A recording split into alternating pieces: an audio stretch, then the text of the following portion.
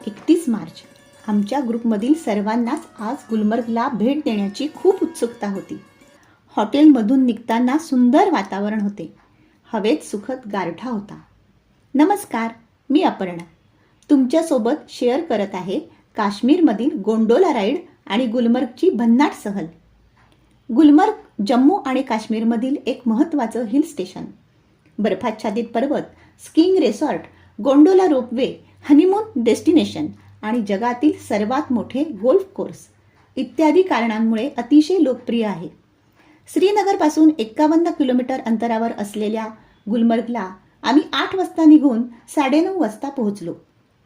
कारण बरोबर 10 वाजता गोंडोला केबल कार सुरू होते. गुलमर्गमध्ये शिरताना सगळीकडे बर्फच बर्फ बघून तब्येत खुश झाली. बर्फाच्या पार्श्वभूमीवर कॅसेलसारखी बैठी इमारत खूपच सुंदर दिसत होती. उत्साहाने लगेच आम्ही तिथे फोटो काढले. नंतर कळलं की गोंडोलाला इथूनच प्रवेश करायचा आहे. आमच्या आधी कित्येक पर्यटक तिथे रांगेत उभे होते. पहिल्या गेटवर एंट्री तिकीट आणि ID दाखवून आम्ही आत शिरलो. इथंही रांगेत मोठी गर्दी होती. बर्फवृष्टी आणि पावसात तग धरण्यासाठी लाकडापासून बनवलेली ही इमारत आतूनही खूपच सुंदर होती. लाकडावरचं नक्षीकाम विशेष लक्ष वेधून घेत होतं. गुलमर्ग फेज 1 वर बर्फ असल्याने आम्ही तिथपर्यंतच तिकीट काढलं होतं.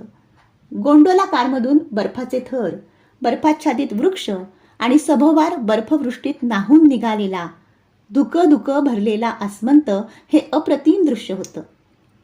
1 तासाभरानंतर आमचा नंबर लागला.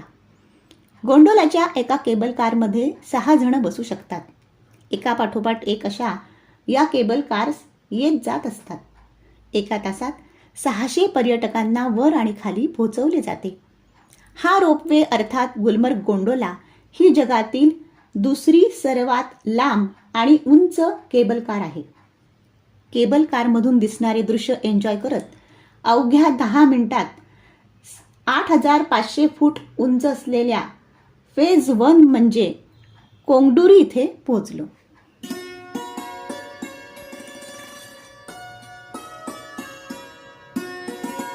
सभोवार क्षितिजापर्यंत बर्फच बर्फ आणि वरून पांढऱ्या शुभ्र ढगांची उतरती चादर हे पाहून हरकून गेलो होतो. असं वातावरण अनुभवण्याची ही पहिलीच वेळ होती.